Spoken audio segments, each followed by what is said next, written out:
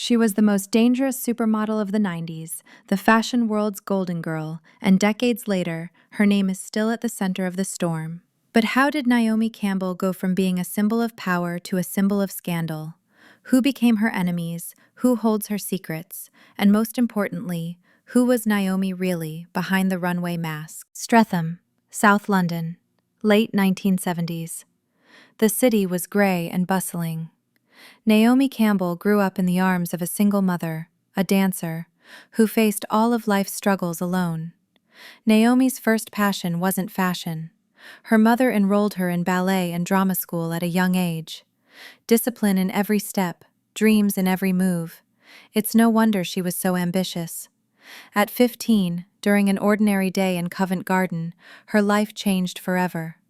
While window shopping, she was spotted by talent scout Beth Bolt, who directed her to a modeling agency in London. Weeks later, Naomi was on the cover of Elle magazine. Being in the right place at the right time had changed her life. She was no longer just a pretty face. As a young black woman, she was stepping into a fashion world that rarely opened its doors to someone like her. Back then, the fashion industry wasn't exactly ready for someone like Naomi. But her charisma, attitude, and distinctive presence broke through every barrier.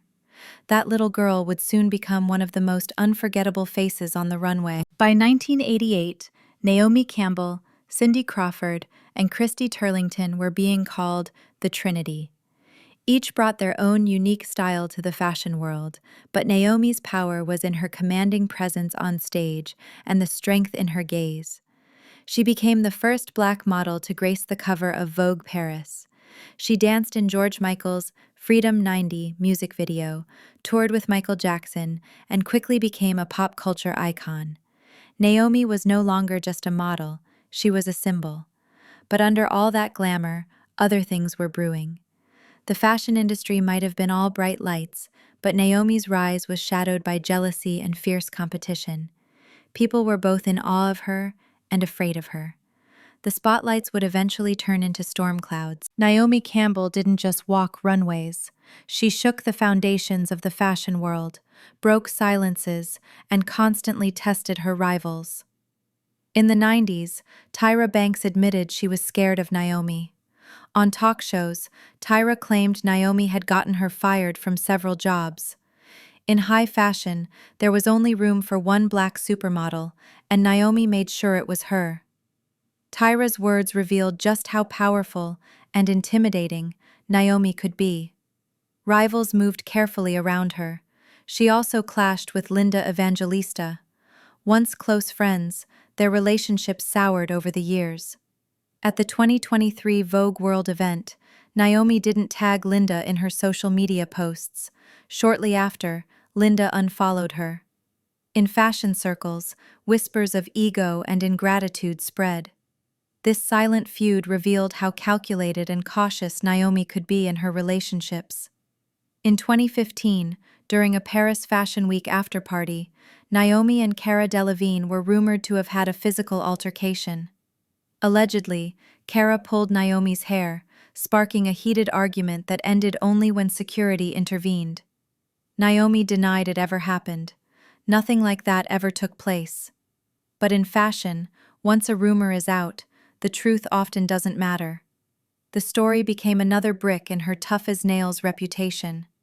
Then there was her relationship with Anna Wintour, the legendary Vogue editor-in-chief. At a Harlem's Fashion Row event where Naomi was being honored, she showed up significantly late. Cameras caught Anna's cold, distant expression. Fashion commentators dubbed it a battle of the titans. Some said Anna was reacting to Naomi's lack of discipline. Others believed it was the latest chapter in a long-standing power struggle. Either way, it exposed the fragile balance of the fashion elite. 1997, in the middle of New York Fashion Week. Naomi was doing back-to-back runway shows, rushing from shoot to shoot. Every set had its own rules, every designer their own demands. Long days, sleepless nights, endless rehearsals. And then, one day, a minor mishap turned into a full-blown storm. During a shoot, her assistant made a scheduling error. Naomi's anger exploded like a volcano. She hurled a heavy, old-school cell phone, hitting her assistant. The studio went silent. The only sound was the phone hitting the floor. The media called it diva behavior, but behind the scenes, people said it was a power play. Naomi's statement to the press was short and controlled. Sometimes people make mistakes under pressure. I'm human too. But the statement was drowned out by the image of her violent outburst. In 2003, in London, long simmering tension with her personal assistant boiled over. Reportedly, after the assistant brought the wrong documents, Naomi punched her. Witnesses said it wasn't just a sudden flare-up, it was days of building frustration erupting at once. This only reinforced her difficult-to-work-with image. Yet on the runway, brands still saw her as gold. Her talent couldn't erase the shadow of her temper, but it kept her in demand. Then came 2007, perhaps her most infamous scandal. A housekeeper claimed Naomi accused her of stealing and then assaulted her. She was convicted and sentenced to community service. The sight of Naomi in an orange vest, picking up trash on the streets of New York, became front-page news worldwide. Critics were blunt. Violence isn't glamorous, it's abuse. Her image and reality clashed in full public view. Naomi's violence file became almost as thick as her modeling portfolio. Phones thrown, assistants chased, punches thrown. In the fashion world, she was both a dream and a nightmare. Working with her required courage, because you could hear her heels on the runway, but you'd never hear the cell phone coming from behind. In 2010, Naomi was accused of accepting blood diamonds from Liberian dictator Charles Taylor. She admitted to receiving small, dirty stones at a dinner in South Africa, but claimed she didn't know their origin. The scandal dented her carefully crafted image and raised questions about her credibility. Once again, the glittering surface of the fashion world revealed a far murkier reality. Naomi's love life and friendships were constant tabloid fodder. Mike Tyson, Robert De Niro, Leonardo DiCaprio. Her relationships blurred the lines between fashion and Hollywood. But her circle also included men with serious criminal allegations.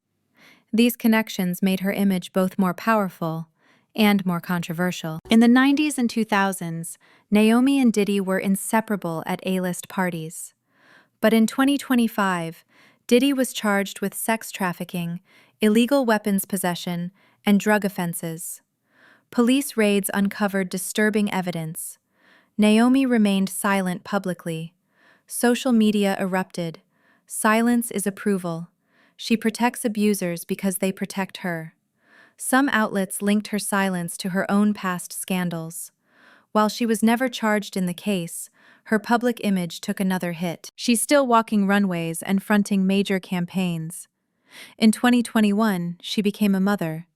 But the media's fascination remains locked on her scandals. Her career proves one thing. In fashion, perception often outweighs reality.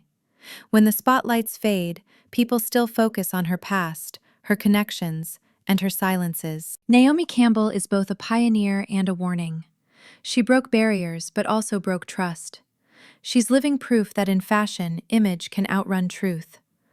When the spotlights go dark, who are these fashion icons really protecting, and why?